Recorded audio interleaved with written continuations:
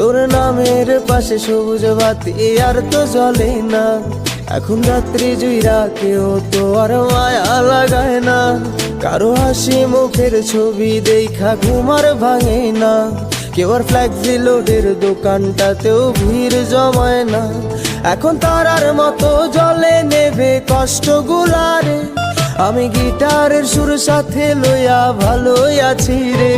রোজ রাইতে আমায় জোনাক পোকা কানে কানে কয়, তুই দেখাল রে ত্রিভুবনে কেউ তো কারো নয়।